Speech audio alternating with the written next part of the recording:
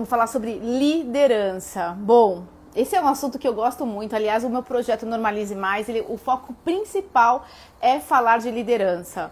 Então, ó, o professor Armando Lourenço é fantástico. Eu já passei o currículo, depois eu vou repassar o currículo dele aqui, porque assim, 5 minutos para falar, é extenso. E ele acabou de lançar um livro super bacana sobre liderança. Agora sim! Que bom! Agora, ainda bem, agora entrou.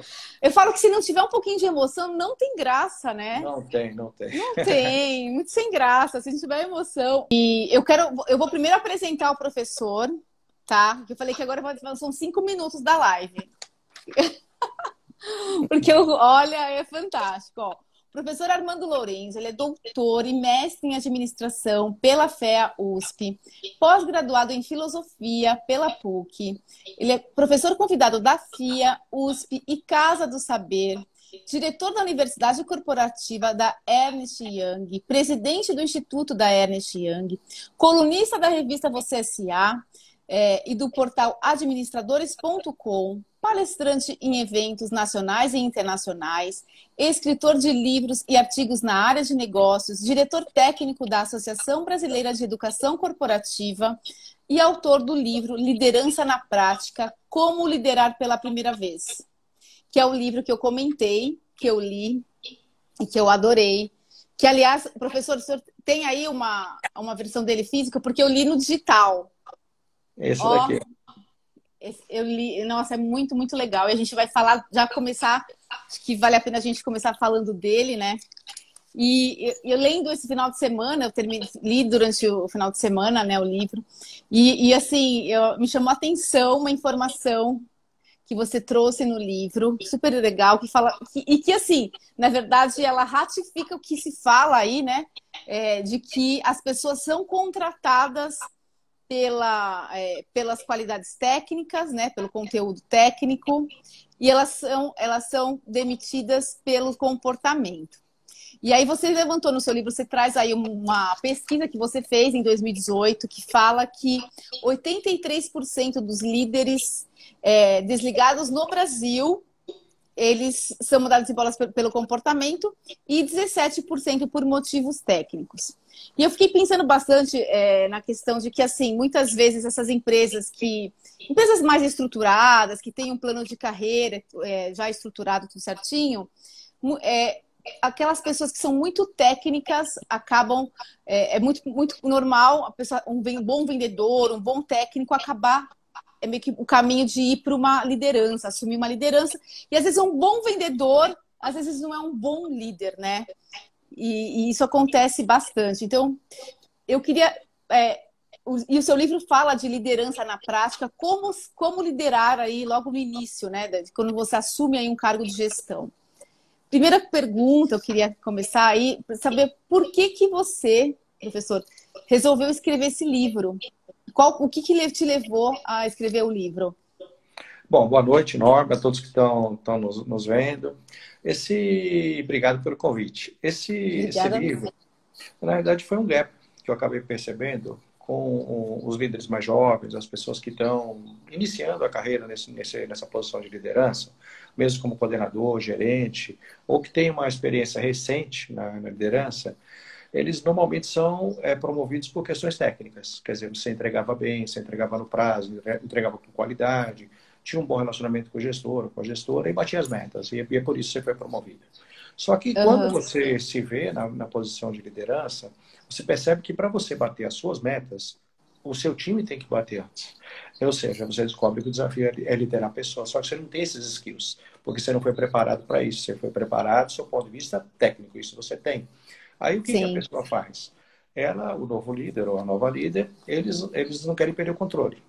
Então, para que as atividades não saiam erradas, não saiam fora do prazo, saiam com qualidade, a pessoa centraliza. E quando ela centraliza, Norma, você cria normalmente dois problemas, porque o problema da centralização é que o seu time não participa de atividades que desafiam a eles mesmos. Então, ou seja, eles vivem num ambiente que não é de aprendizagem e vão embora. E aí surge o segundo problema. Quando você começa a perder muita gente, o turnover alto no time, você sempre tem um time júnior. Então, quer dizer, por você ter centralizado, você teve um problema no turnover. E por ter um time Sim. júnior, você não tem tempo para agregar valor como líder. Então você fica, enfim, imerso, né, em questões operacionais. Esse é o grande problema. E eu percebi isso. Quer dizer, isso é um problema que acontece nas pequenas, nas médias, nas grandes empresas. É uma característica mesmo humana. Sim, e é o que eu falei, às vezes, se você começar a liderar, você tem que saber lidar com as pessoas, né? Não só com o seu time, mas também com seus pares, com seus superiores, que é você, assim, realmente prezar pelo relacionamento, né? Ali, pela liderança, sem contar que você tem que cumprir as metas da companhia, né? Então, você tem já dois desafios, né? Liderar, realmente, colocar aquelas pessoas para que elas se sintam realmente acolhidas e tudo mais, e ainda cumprir as metas. Então, não é uma situação muito fácil. E então, na verdade, você entende que uma pessoa pode, uma pessoa técnica, um vendedor muito bom, ele consegue se desenvolver e ser um líder. Consegue. Eu acho que tem uma. Outro dia eu estava vendo uma palestra do Cortella, muito interessante, muito feliz o comentário que ele fez, que se ele acredita que as pessoas possam se desenvolver, como eu acredito também, senão ele teria que acreditar que as pessoas nascem prontas, e as pessoas não nascem prontas, as pessoas Verdade. evoluem, né? Cada ano é uma edição melhor que você tem. Então você tem possibilidade de desenvolver. A questão, Norma, é que as pessoas têm potencial de desenvolvimento diferentes. Então, quer dizer, por mais que você tenha ações de desenvolvimento para se tornar um líder, você tem teto muitas vezes. Quer dizer, é difícil, porque as pessoas têm outras variáveis que interferem, a personalidade, comportamento, histórico de vida, modelos que ele teve de liderança anteriores, os princípios que ele tem, os valores que ele tem, se a mente é aberta ou não, tudo isso impacta no desenvolvimento. E no líder é a mesma coisa. Então, se você pudesse graduar, vamos dizer assim, tem pessoas que vão chegar no 10, tem pessoas que vão chegar no 8, mas é possível você se desenvolver. O que não deveria entender é que só treinamento resolve. Eu acho que esse é um grande erro das pessoas. Entendi. E quais são as principais características assim e ações que são esperadas de um líder? Olha, as características eu vejo três. A primeira delas é ética. Não tem como você trabalhar num ambiente de desconfiança. Então, eu acho que a primeira característica é ética. Depois, a segunda e a terceira, não por ordem de importância, é a adaptabilidade e aprendizado contínuo e ágil. Quer dizer, hoje, a gente vive num mundo, a gente está numa transformação digital, uma baita transformação. E a gente está aí falando de blockchain, está falando de inteligência artificial, está falando de IoT, está falando de robótica, está falando de várias tecnologias, que quando você compara com a década de 80, também houve uma revolução, mas foi a informatização, como as pessoas chamam. Sim. A comparação da década de 80 para hoje é que a velocidade é muito mais rápida. Então, a gente precisa, na realidade, ser adaptável, porque se você não sabe como vai ser o cenário, no mínimo você tem que ser adaptável para qualquer cenário que seja. E as pessoas, elas têm muitas resistências, uma boa parte das pessoas. Você veja, por exemplo, eu não dou mais aula na graduação, mas eu dei aula até 2018. Quando eu entrava na graduação em 2018, toda quinta-feira à noite, os alunos que têm média de 18 a 24 anos na graduação, eles estavam sentados no mesmo lugar. Quer dizer, ou seja, veja, o aluno não muda de lugar numa sala de aula. Que Por exemplo, eu engraçado. trabalho há 14 anos na UI. Muitas vezes eu me pego pensando, eu vou pelo mesmo caminho todos os dias. Então a gente não muda o caminho. Então, quer dizer, são pequenas resistências que a gente tem ao longo do dia que dificultam você se tornar uma pessoa adaptável. E você precisa se adaptar a qualquer cenário. Agora, a questão dessa capacidade de você aprender continuamente, hoje se chama lifelong learning, mas esse termo em inglês, ele já foi no passado conhecido como educação continuada. Então, o ágil significa que você tem prontidão para aprender. Eu acho que tem que estar pronto todos os dias. E Tá aberto, né? tem que estar perto. E o aprendizado contínuo, vamos supor, hoje, a gente sempre contratou pessoas para reduzir gap de competências na empresa. Você pode contratar uma startup. Só que o processo de você fazer uma entrevista e de contratação de uma startup é completamente diferente de você contratar um candidato convencional. Mas a gente não sabe muitas vezes fazer isso. Então você precisa reaprender. Então, porque o mundo está mudando. As formas de emprego hoje são outras. E a gente precisa Sim. adaptar.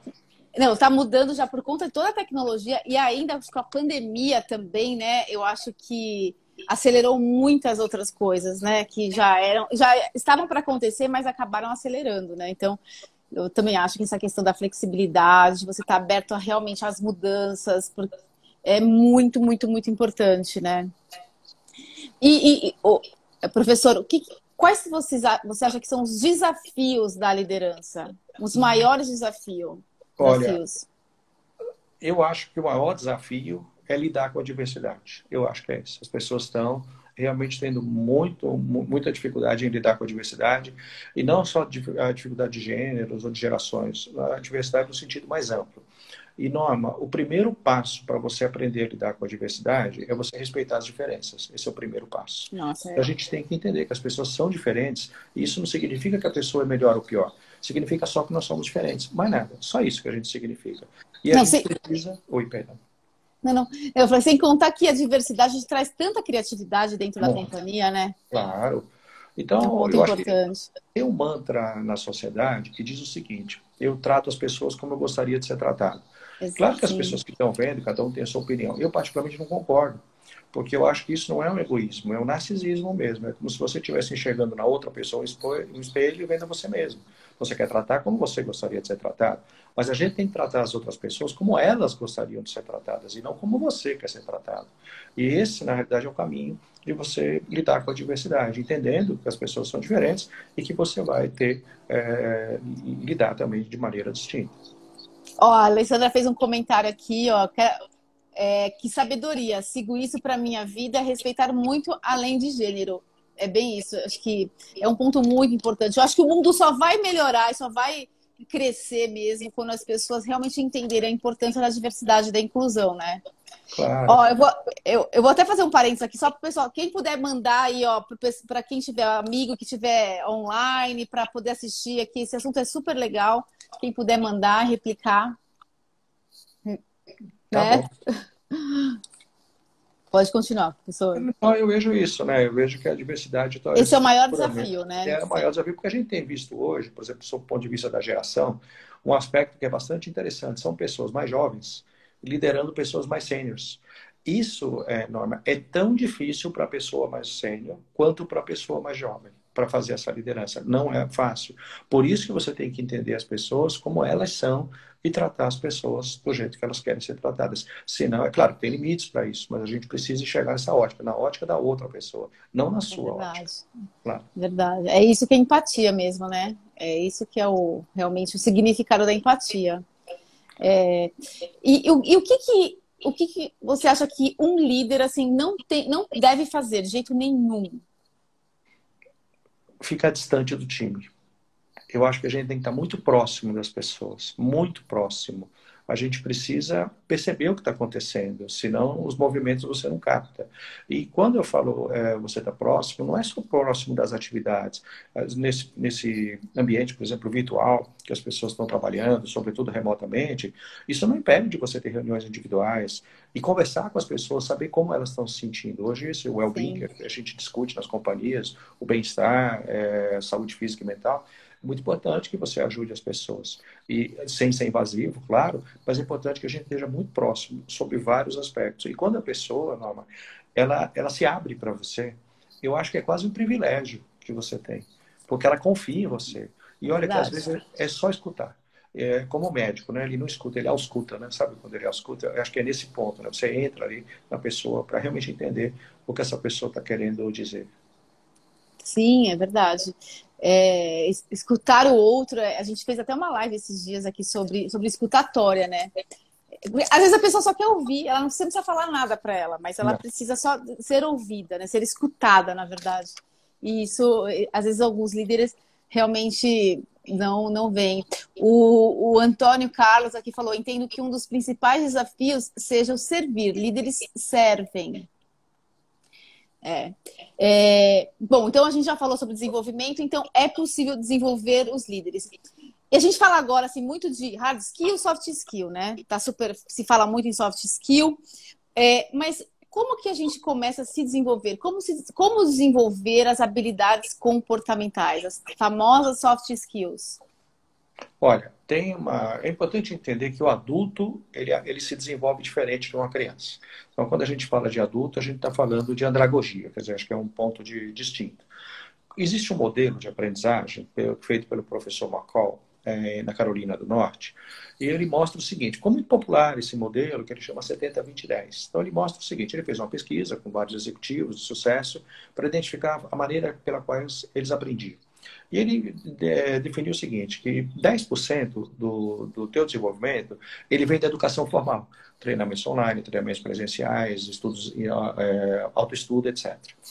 20% vem de orientações que você tem, ou relacionamentos com pares, ou com pessoas que são os teus líderes. Ou seja, a mentoria, o apprenticeship, o aconselhamento. E 70%, na realidade, vem da questão das experiências, mas não qualquer experiência. Eles dizem bem claramente na teoria, missões delicadas. E eu acredito muito. Esse modelo, às vezes, é criticado cientificamente porque os números foram arbitrados, os 70, 20, 10. Eu concordo até com esse questionamento, mas os pilares eu acho que fazem sentido. Porque é uma ilusão você achar que você vai fazer um treinamento e que no final dele você vai virar um líder. Não acontece isso. Algumas situações, Norma, a gente precisa de aconselhamento de pessoas mais sêniores, o que não significa pessoas com mais idade, significa pessoas com mais maturidade naquele tipo de situação que você está passando. E Perfeito. passar pela experiência é importante. Agora, o que eu vejo no mercado é que as pessoas elas se preocupam só com os 10%. E os 90%, que é esse aconselhamento e a experiência, não fazem a gestão disso. Deixa eu só fazer um parênteses aqui, ó. O Mário Paz trabalhou comigo no Estadão, tá falando que a irmã dele, a Patrícia, da Ernst Young, tá mandando um abraço pro professor. Oi, Patrícia, obrigado. Como é que você tá? A Elaine tá falando mentoria, eu entendo que pode ser muito útil, com certeza. Realmente eu acho que é fundamental, né? Acho que a gente tem que sempre estar melhorando, não tem outra escapatória, assim. Eu acho que a gente achar que nasceu pronto, que a gente... eu acho que primeira coisa, eu acho, do líder, ele realmente, ele abaixar um pouco a bola, que às vezes você vê, né? A pessoa quer ser, ele quer mandar, e quer... Só que, assim, tem que abaixar um pouquinho e a bola e realmente focar, né, na liderança, né, na equipe. Aproveitar só para cumprimentar a Patrícia da EY, que entrou agora também. O Daniel Herrera é da EY do Chile, para você ter uma ideia, que a gente está assistindo. Estamos aqui, bastante gente aqui, muito legal. Ela falou, ela entrou e está vendo também. Boa noite, grande professor Armando. Olha a honra minha aqui no Normalize Mais, com esse baita professor, eu aqui falando. Estou super feliz de estar aqui com ele. Aliás, o livro, gente, é fantástico. Eu adorei. Já vou dar de presente para um monte de gente. Gostei. O desenvolvimento, então, a mentoria é fundamental, né? A gente realmente fazer essa mentoria para poder desenvolver essas habilidades. E hoje a gente está em pandemia, né, professor? E eu acho que agora acho que as pessoas estão mais acostumadas e tal, mas eu lembro que no início, assim, liderar à distância era um grande desafio, né? Ainda é. E aí eu queria algumas dicas, se o senhor pudesse dar algumas dicas sobre como liderar à distância, em tempos que nós vivemos. Liderar as equipes à distância. Eu vejo com a pandemia, infelizmente, essa situação que a gente está vivendo, sobre essa crise de saúde, mas ela acabou estimulando o trabalho remoto, sem dúvida nenhuma. Eu não tenho como muitas empresas, talvez até por uma questão cultural, não permitiam trabalhar remotamente. Mas as pessoas estão trabalhando. E estão trabalhando os times e os líderes, enfim, todas as pessoas. Eu acho que, sob o ponto de vista de liderança, eu acho que vai aqui algumas dicas. Vão aqui algumas dicas, perdão. Eu acho que a primeira delas é a comunicação. Quer dizer, ou seja, conversas difíceis, elas têm que ser feitas rapidamente. Você não pode demorar muito, porque quando você está no ambiente, quando você está trabalhando presencialmente, você vai ali no café, tal, conversa, é uma coisa. Mas quando você está em casa, muitas vezes isolado, você já tem umas fantasias, elas aumentam. Então, você precisa conversar exatamente com essas pessoas. E muito. Quer dizer, conversa difícil a gente tem que fazer com muito cuidado, mas tem que fazer. O feedback, por exemplo, que é bastante relevante, ele tem que ser feito de mão dupla. Porque não adianta só você dar o feedback, você precisa escutar também. E para escutar, ter maturidade para você escutar. Eu vejo alguns aspectos também, o gerenciamento da comunicação. Então, por exemplo, olha, você precisa bloquear a tua agenda, senão você não consegue, porque é uma reunião atrás da outra. E a gente precisa fazer a gestão disso. E você não consegue fazer outras atividades que não sejam só reuniões ou, enfim, um e-mail. Então, a gente precisa bloquear. Mas quando eu bloqueio, eu acho que definir claramente as mídias que você vai trabalhar. Então, por exemplo, o Zoom é para treinamento, se eu vou trabalhar em reuniões, eu vou pelo Teams, se eu posso, por exemplo, ter um grupo de trabalho no WhatsApp, mas mesmo que seja no WhatsApp, você precisa ter um protocolo, porque senão as pessoas começam a querer vender coisa dentro de um grupo de trabalho, de um WhatsApp, e isso não funciona. Então, e a gente não tem necessariamente o controle. Eu acho que tem muito cuidado da maneira que escreve também. Porque quando você está falando com uma pessoa, você tem essa linguagem corporal, sobretudo no ambiente presencial, que no virtual dificulta bastante. E um ponto, acho que para finalizar, eu acho que a gente tem que ter socialização. Então, por exemplo, vamos supor, você tem pessoas, Norma, que vieram do ambiente presencial e estão trabalhando com você no ambiente remoto. Mas tem pessoas que você contratou já no ambiente remoto. Então, o vínculo tem isso ainda. O vínculo Nossa, é completamente diferente. Então, por que não fazer um café da manhã pelo Zoom com todas as pessoas para apresentar esse novo colaborador? Por que não fazer um happy hour, por exemplo, pelo Zoom e convidar as famílias das pessoas para participar? Ou seja, então você tem que ter momentos de socialização mesmo em ambientes. É super importante, né? Muito. Eu participo de um grupo, né, chama Jurídico de SAI, a gente conversou muito sobre isso. Então, várias pessoas sempre passando as experiências no início da pandemia. E assim, você percebia a importância do líder realmente estar ali perguntando, né? Como que você tá? Como tá a sua família? Porque, queira ou não, as pessoas entraram para dentro da sua casa, né? Você recebe aquelas pessoas que estão ali vendo o seu dia a dia, parece tem filho, tem marido, enfim, tem a família inteira. A importância desse acolhimento, né? E eu acho que pelos feedbacks assim que eu vi, pelas experiências que as pessoas contaram no geral, isso foi fundamental para que as pessoas já um momento difícil que a gente estava vivendo, né? Com a pandemia e tudo mais, mas esse acolhimento do líder fazia e continua fazendo e sempre fará a diferença. Eu acho que isso para mim ficou muito como um grande aprendizado aí, né? Que eu acho que tem que perdurar. Eu vejo também nesse ambiente remoto, é difícil a gente falar exatamente como vai ser o futuro. Talvez empresas vão ser híbridas, quer dizer, seja parte presencial, parte remota, outra só no ambiente presencial, outra só no remoto. Mas eu vejo uma possibilidade de gap de desenvolvimento de liderança nesse ambiente remoto. Porque você viver on the job ali no dia a dia, você aprende muito no seu trabalho e no relacionamento com as pessoas. No ambiente remoto, isso dificulta um pouco. Então, eu acho que quando houver essa volta, a gente vai perceber um gap de competências de liderança para quem voltar no ambiente presencial. Agora, você imagina uma pessoa, por exemplo, que começou a liderar já no ambiente remoto, tem dificuldades, porque dizer que a pessoa ela é mais jovem ou não e ela sabe liderar no ambiente remoto, não é uma verdade tão absoluta, porque não é só o digital que importa. Você tem que ter soft skills para você liderar. Sim, não, soft skills é muito importante. Deixa eu só fazer aqui alguns comentários, para só. Deixa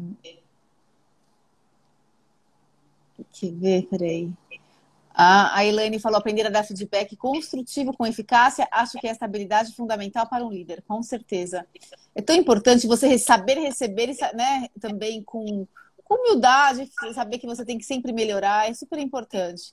A Patrícia falou: paz, exato, bloquear a agenda para almoço, ter pausa no dia para um café faz toda a diferença. São esses comentários. Aqui estou só vendo que tem um monte de comentário. A gente tem que engajar realmente os colaboradores, que faz total diferença. E aí, ó, tem uma pergunta aqui da Aloy. Qual seria a melhor qualidade para um líder? Eu acho que, eu volto a dizer, embora eu tenha falado que o maior desafio seja lidar com a diversidade, eu acho que a maior qualidade do líder é ele perceber o seguinte: no modelo convencional, no conceito convencional de liderança, a gente diz o seguinte, que o líder é aquele que faz com que as pessoas consigam alcançar resultado. mas esse é um conceito convencional. Eu acho que a gente precisa entender que o líder ou a líder é aquela pessoa que consegue fazer com que o time alcance resultado querendo alcançar. Pode ser um detalhe esse querendo alcançar, mas quando o time alcança resultado querendo alcançar, ele tem propósito naquilo que ele está fazendo. Ele vê significado naquilo que ele está fazendo. E o nosso papel é fazer essa ponte com o significado. Porque tem uma coisa, Norma, a gente não trabalha só pelo dinheiro. A gente precisa ter Opa, não propósito. mesmo. A gente precisa ter propósito. Eu não estou dizendo que o Com salário não é certeza. importante. O salário é muito importante. A gente tem que ter um padrão de vida digno. Eu não estou nem questionando isso. Mas a gente precisa ter propósito naquilo que a gente faz. E o líder deveria ter, pelo menos, essa capacidade de fazer isso. Nossa, com certeza. Acho que dinheiro não é tudo na vida. É o que você falou, é importante, a gente tem os boletos para se pagar, mas eu acho que ter um bom ambiente de trabalho, ser feliz, né? É outra coisa. Tem uma pergunta super bacana aqui da Daniele. Como reter as pessoas que contratamos na pandemia é um desafio para o líder? Como fazer? Uma dica. Olha, eu acho que, eu volto a dizer, a questão de você. A retenção, ela está conectada também a estratégias institucionais. Quer dizer, não depende só do líder, é importante a gente perceber isso. Mas tanto a retenção quanto o engajamento, ele tem a palavra confiança. A gente precisa criar um clima de confiança no time para que as pessoas fiquem e se mantenham engajadas e comprometidas. Então, eu vejo a retenção, eu acho que tem um outro detalhe também para explicar, que não dá para ter a ilusão que você vai reter 100%. É uma bobagem isso. A gente tem que ter um turnover similar à indústria que a gente trabalha. Ponto. Porque você ter turnover é importante, porque senão você não tem movimentação de carreira na empresa. É importante que algumas pessoas saiam. O que talvez a gente tenha que tomar cuidado, e a resposta direta para ela, é que a gente tem que observar determinados talentos para que a gente consiga fazer um trabalho mais próximo do seu ponto de vista de carreira. Então, quando você está gerindo, ajudando essa pessoa a gerir a carreira, você está próximo dessa pessoa, e aqueles talentos que, na realidade, você está identificando para o sucesso da área e para a própria carreira da pessoa, eu acho que isso é o fundamental para você começar a reter. Agora, volto a dizer, tem ações que não são do líder, né? São institucionais. Né? Verdade. A Paula aqui fez uma pergunta também. O quanto líderes influenciam na capacidade de resiliência e de adaptação às incertezas? O quanto líderes influenciam na capacidade de resiliência e de adaptação às incertezas? Olha, eu vejo assim, eu acho que aí vem aquela questão do líder ser inspirador, ou da líder ser inspiradora, inspirador ou não. Eu acho que esse é o ponto. Então, quando você tem um líder ou uma líder que também tem essas características de resiliência, que também tem essa competência de adaptabilidade, você, na realidade, provavelmente vai querer ter, ou pelo menos é um espelho para você se identificar no teu desenvolvimento de carreira. É claro que você não precisa necessariamente seguir tudo que essa pessoa faz, mas é uma referência. O duro é quando você olha para o seu líder, e aí não é o líder, é o chefe, e essa pessoa não inspira você.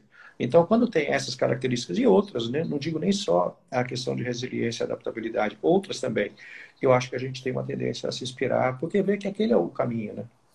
É o exemplo, né? É. Também. E a gente fala também muito, professor, sobre o futuro do emprego, porque a gente já sabe que está mudando. Por exemplo, eu falo, eu tenho meu trabalho, sou executiva jurídica, né? Cuido de um jurídico, mas também gravo podcast, faço aqui live, né? E o futuro do emprego aí, ele está mudando muito. Eu queria tocar um pouquinho nesse assunto. O que o senhor acha sobre o futuro do emprego? Bom, eu acho, Norma, eu não sei as pessoas que estão nos vendo e ouvindo, Nossa, tem mas bastante gente, hein? eu acho que a gente tem que fazer uma pergunta todos os dias no trabalho, no nosso trabalho. O que eu faria se eu fosse desligado amanhã às 15 horas? Olha bem a pergunta. Olha. O que eu faria se eu fosse desligado amanhã às 15 horas? As pessoas não fazem essa pergunta. Então, as pessoas não planejam a carreira, elas não têm planos B, elas não têm nada. Então, quando há, por exemplo, uma mudança de emprego, ou uma mudança de emprego indo para o trabalho, você fica praticamente sem rumo. Por quê? Porque agora, tocando exatamente na tua questão e trazendo por esse tema que eu dei, o emprego, ele não vai sumir, ele vai existir, mas ele vai diminuir numa quantidade que não haverá para todos, até porque com a tecnologia, o mundo digital está favorecendo isso. Ou a gente vai ver o aparecimento aí de milhões de empregos de profissões emergentes, é verdade. Mas o que vai ter é trabalho. Então, você vendeu uma expertise seu. Então, você tem uma expertise em área de RH, de marketing, de venda, etc. Você pode vender esse talento para uma empresa. Então, note que o seu relacionamento com a empresa não vai ser empregado-empregador. Vai ser você como prestando um serviço. Acho que é o gig economy que a gente está discutindo hoje, que é essa sociedade de Sim. prestação de serviço, de freelancer, etc. Só que aí tem um grande problema, porque a gente trabalhando nas organizações e fazendo os cursos, você se atualiza na área de conhecimento que você trabalha. Só que, por exemplo, não adianta você ter um consultório, por exemplo, se você não tiver paciente. Você entende o que eu quero dizer? Então, não adianta você ser uma excelente pessoa, do ponto de vista profissional, se você não tiver cliente. Não tem jeito. Só que as Verdade. pessoas, elas não são, muitas vezes, desenvolvidas para fazer uma proposta, para precificar, para negociar, para prospectar cliente. Então, você tem talentos, você tem mercado, mas você não consegue acessar esse mercado por não ter habilidades comerciais. Então, quando eu vejo esse tipo de situação do relacionamento de emprego e trabalho, eu acho que a gente tem que procurar sempre se atualizar no conhecimento técnico, claro, Aham. adquirir mais habilidades comerciais e relacionamento. Relacionamento é chave. As É, pessoas esquecem. eu sempre brinco assim, porque eu gosto de me relacionar com as pessoas. Até estava falando, né? A gente estava conversando sobre isso. Eu prezo muito relacionamentos, quer seja pessoais, profissionais e tudo mais. Eu tento sempre estar cultivando essas relações. Mas eu acho que no Brasil, assim, eu não sei se também na minha área, que é mais jurídica, as pessoas acabam achando que isso é um pouco. Tem algo interesseiro. O networking às vezes não é tão difundido, as pessoas têm medo de parecer interesseiras e tal, mas é fundamental, né? Então, quando a gente fala aqui em pensar num plano B e tudo mais, a gente tem que pensar em construir relacionamentos genuínos, né? Obviamente. É, Quando a gente fala de networking. eu acho que o relacionamento é genuíno. Agora, veja, quando a gente vai promover uma pessoa, a gente precisa conhecer essa pessoa. Você não vai promover um inimigo seu. Então, a gente Mas precisa ter, lógico, você tem que da conhecer sua essa pessoa, confiança, né? você precisa ter confiança e competência. Exato. Só que para que a pessoa tenha visibilidade daquilo que você faça, você tem que ter relacionamento, não tem jeito. Só que algumas pessoas ficam muito fechadas no ambiente técnico e não abrem para essa questão de relacionamento, mas a gente precisa se relacionar. E eu acho que o cuidado, o problema não é ser político, Nossa, é perfeito. politicagem. Politicagem que é o problema.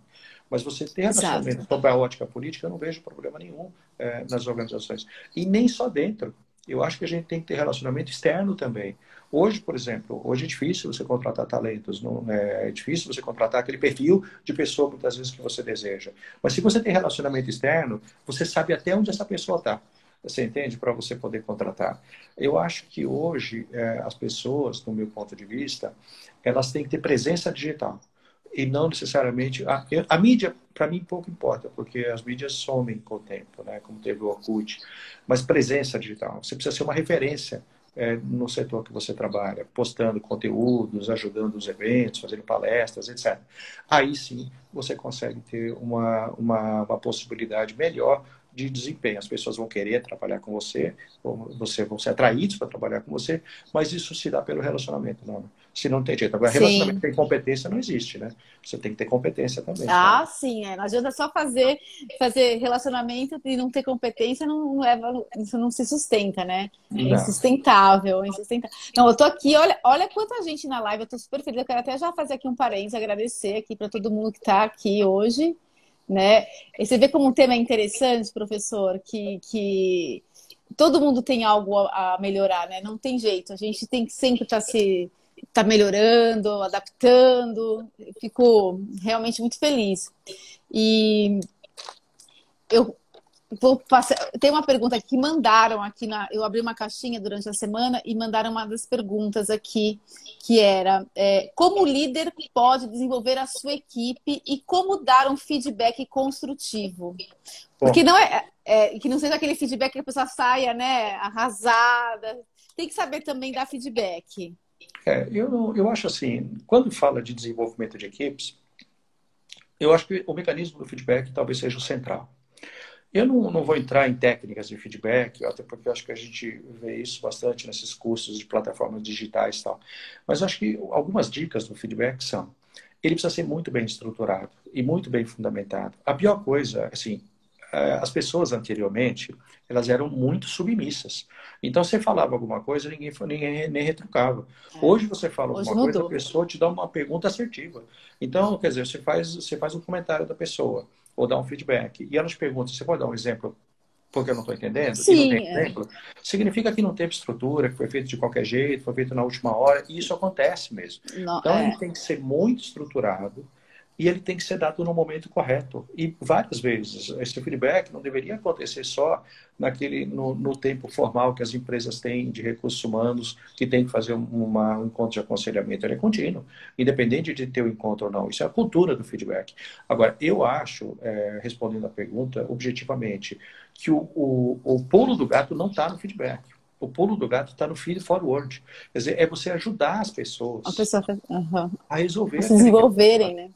Norma, Uhum. todo mundo tem gap de É competência. verdade, porque falar Todo. mal, você não manda, não foi bem em tal assunto é muito fácil. Agora, você falar o que eu devo fazer para melhorar, o que eu posso fazer.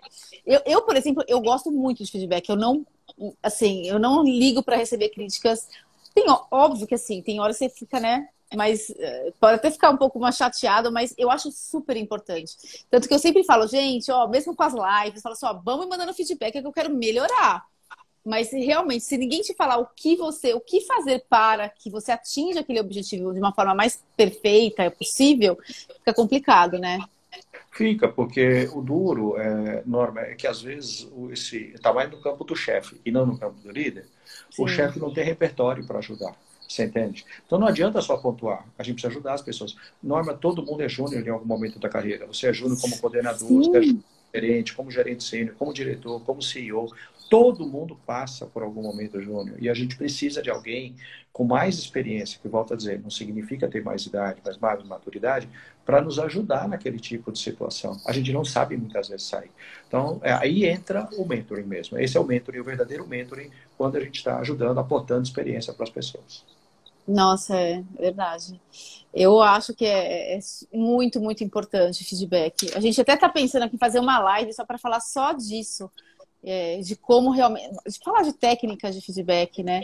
Eu acho que. E assim, eu acredito muito que, independente do cargo, se a pessoa já está há bastante tempo no mercado, se já é líder há muito tempo, eu acho que sempre tem algo a melhorar. Não sei. Pelo menos eu acredito que a gente sempre tem algo a melhorar.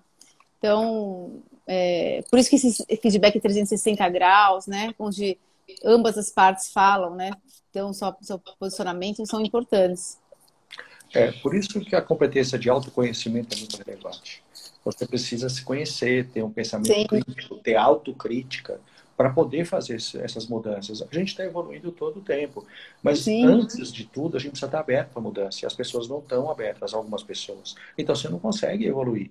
Então a pessoa ela pode até praticar aquele modelo de aprendizagem que eu falei 70, 20, 10, mas se ela não está aberta a mudanças, ela não vai conseguir se desenvolver. Então, e não é fácil você estar aberto a mudanças. Você, por exemplo, quando você fala que você quer escutar, mas você está aberta. Você tem maturidade para escutar e está disposta a melhorar. É uma atitude, mas nem todas as pessoas têm esse tipo de atitude, né? Infelizmente. Nossa, é verdade. Temos que estar abertos, pessoal. Dica número 1, vamos abrir a mente, né? Tem que abrir a mente. Sabe, você falou um ponto aqui que eu deixei aqui uma pergunta que eu acho que você já deu, você já respondeu que a gente tem que equilibrar, né? Quando a gente tem uma equipe, tem gente que fala, mas tem que separar o que é profissional do pessoal. E eu acho que essa mistura aí não dá pra gente separar 100%. A gente tem aí que ter um equilíbrio, né? Eu acho que depois dessa pandemia, então, quando a gente entra na casa das pessoas, as pessoas entram na sua casa e tudo que aconteceu e vem acontecendo, mais ainda. Mas eu queria saber se existe algum limite, onde você realmente, até onde você pode participar, talvez, da vida pessoal de um colaborador, ou não. Evidentemente que esse limite quem dá é o próprio colaborador, né? Porque às vezes a pessoa não se sente à vontade de comentar. Agora, nesse ambiente remoto que a gente está vivendo, há uma mistura muitas vezes do ambiente familiar e ambiente profissional, porque você está no mesmo lugar. você está na casa. Então é comum, por exemplo, você está fazendo uma reunião, passa um filho, passa uma pessoa, ou te chama, você tem que parar para fazer alguma coisa que é urgente. A gente tem que entender que isso é normal, faz parte. Então, os ambientes estão interligados agora. Então, o que eu imagino é que a própria pessoa tenha que ter uma disciplina muito grande. Porque senão ela não consegue. Porque se ela misturar tudo e fazer tudo ao mesmo tempo, ela não consegue. Sim. Agora, quem está do outro lado também tem que entender que muitas vezes há essa mistura e que é muito difícil para uma família evitar. E eu não vejo nenhum problema com que tenha isso. Eu acho que o problema que a gente pode ter, por exemplo, de uma pessoa que tem algum problema, talvez seja mais a recorrência. Mas eu não acho que isso é difícil. Eu acho, volto a dizer, quando a gente colabora com as pessoas, a gente está próximo das pessoas, não, mas a gente cria vínculo com essas pessoas. E você tendo vínculo com essas pessoas, você tem um ambiente melhor de trabalho. Nossa, e Porque ambiente é tudo, né? o ambiente é Eu tudo. acho. Para mim, assim, faz muita diferença na minha vida, assim. O ambiente do trabalho corporativo faz muita diferença. A gente passa, sei lá, a maioria do nosso dia trabalhando. Então, se não for um ambiente bom, né, saudável, é, não dá. Assim, para mim faz muita diferença. Ó, muitos elogios, viu, professor? Aqui, ó. Ah, beleza. Daiane. Tive a honra de ter aula com esse mestre. Saudades, professor Armando. Grande inspiração. Que legal. Ó, Obrigado. que gostoso, muito legal. Acho que a gente está caminhando aí para o final, né? Já estamos aí quase uma hora. Eu estou super feliz da gente estar aqui conversando. Nossa live está aí ó, com 246 pessoas no momento. Ó, tô bem feliz, quero agradecer a todo mundo que está aqui. E o professor, ele escreveu um livro. Vamos mostrar de novo? Eu li, eu adorei. Ele fala que é para quem está começando, mas eu acho que eu falei que eu gostei muito da linguagem e também eu acho que a gente esquece muitas coisas que são importantes no dia a dia, assim, sabe? Várias dicas. Então tem muita dica assim que eu adorei. E eu prometi aqui que eu ia fazer um sorteio. Então, eu tenho aqui uma lista, eu vou fazer agora, pra gente encerrar. Com chave de ouro aí, que alguém vai ganhar esse. Deixa eu ver aqui onde é que tá agora. Peraí, sorteio, sorteador. Vou fazer um sorteio no sorteador, aquele do online. E já vou fazer agora, que a gente já fazer. O professor vai fazer uma dedicatória, né? Não vai ser um livro assim só, vai ter uma dedicatória especial. Eu vou sortear aqui, eu quero agradecer quem preencheu o formulário. Aqui, ó, deu aqui número 9. Deixa eu ver aqui. Quem que é o 9? O William Macedo. Será que ele tá aí? O William, que é da OAB Santana. O William está presente, será? Ainda? Não sei se ele está aqui. Aí, ó, a Mariana quer. Mari, tem que adquira esse livro que é muito bom. O William, acho que ele estava aqui porque eu vi. Mas ele está aqui, ó. William, o livro é seu, eu vou te mandar. O professor vai fazer uma dedicatória especial. E aí eu queria fechar aqui com a gente com uma dica final, assim, para quem está começando mesmo, acabou de adquirir, vai só para um cargo aí, acabou de assumir um cargo de liderança. Ó, o William tá aí, ó. Ele tá aqui já. Legal, Qual parabéns. uma dica para que. Primeira coisa, assim, o mais importante, fundamental para quem está começando. Eu acho que ter muita inteligência emocional, muita inteligência emocional. Eu vejo assim, a inteligência emocional é mais ampla do que eu vou falar. Mas se eu tivesse que resumi-la, eu te diria que é a capacidade de autocontrole e a empatia. Essas duas capacidades, quer dizer, a capacidade de você conhecer suas emoções e aprender a lidar com suas emoções. Não há mais espaço, sobretudo em ambientes colaborativos que a gente vive, para ter pessoas muito agressivas. Não tem esse espaço. Não. Talvez isso num ambiente comercial, talvez faça sentido em alguns momentos, mas no ambiente interno não Perfeito. faz mais sentido. Então a gente precisa aprender. Então, quer dizer, onde fica o meu calcanhar de Aquiles? E aprender a gerenciar essa emoção. Agora, no que tange a questão da empatia, é você conhecer a emoção das outras pessoas e aprender a lidar com isso. Mas aprender sob o ponto de vista da outra pessoa. Como eu falei, a gente tem que tratar as pessoas como elas querem ser tratadas Elas e querem não ser tratadas. como eu gostaria. Então, por exemplo, Norma, só para a gente finalizar, eu tenho dois filhos, o Pedro e a Marcela. Meu filho Pedro tem 24, minha filha Marcela tem 25. Quem daqui da live tem criança pequena ou já teve bebê, sabe como é. A gente, quando tem um bebê, eu pelo menos, eu tinha muito medo que acontecesse alguma coisa com eles. Então eu colocava o dedo no nariz para ver se eles estavam respirando. Eu estava cuidando dos meus filhos. Quando eles viram adolescentes, adolescente, você não pode entrar no jogo do adolescente. Você tem que conversar com o adolescente. E quando ele vira adulto, é só aconselhar. Mas por que eu dei esse exemplo do seu ponto de vista de filhos? Quando a gente vai para o ambiente empresarial, perceba bem, se independente da idade da pessoa, veja o que eu falei, independente da idade da pessoa, você não tem um colaborador que é adolescente, um colaborador que é bebê e um colaborador que é adulto. E a gente precisa tratar essas pessoas, um requer mais cuidado, um acolhimento, como você falou, o outro requer muita conversa e o outro requer aconselhamento. Tem pessoas que voam, Norma. Você só precisa dar um aconselhamento. Se direcionar, né? Não adianta a gente centralizar com uma pessoa dessa. Assim, centralizar já não faz tanto nem sentido. Funciona mais, né? Nem funciona. Nossa, e até essa questão da centralização para o crescimento, né, da sua equipe também, tem que descentralizar, tem que delegar, é super importante, né?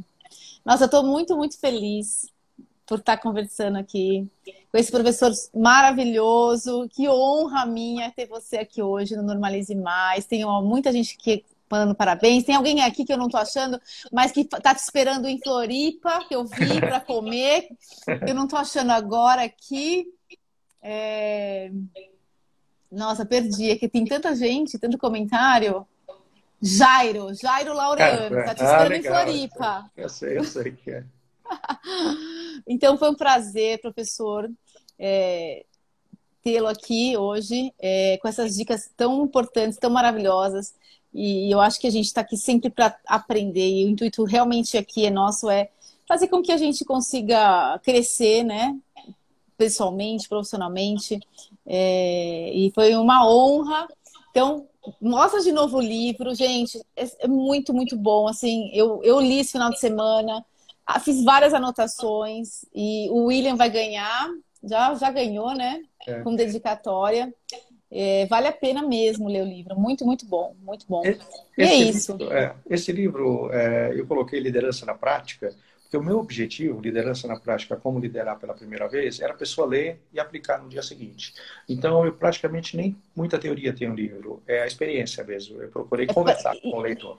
Não, e é isso que eu achei legal no livro. A simplicidade dele, né? Eu adoro coisas simples, assim. Eu que sou advogada, que existe, é um mundo mais, né? As pessoas gostam de escrever difícil. Eu sou o contrário, eu gosto da simplicidade.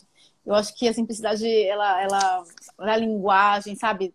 Eu que trabalho em empresa, é muito importante você ter uma linguagem simples, porque você lida com muita gente, de públicos diferentes. Então, eu acho super importante. Então, quando eu li o livro, eu falei, gente, esse livro aqui, ele é a linguagem maravilhosa e, assim, muito aprendizado, muitas informações práticas para o dia a dia. Vale muito, muito a pena. E é isso. Gente, obrigada aí, ó, tanta gente aqui, 9 da noite, nessa quarta-feira. Estou super feliz, vão ter outras lives aí. Vamos fazer outra também com o professor. Adorei recebê-lo. E é isso. Muito obrigada. Obrigada, pessoal. Boa noite. Boa noite, obrigado. Obrigada. Até mais.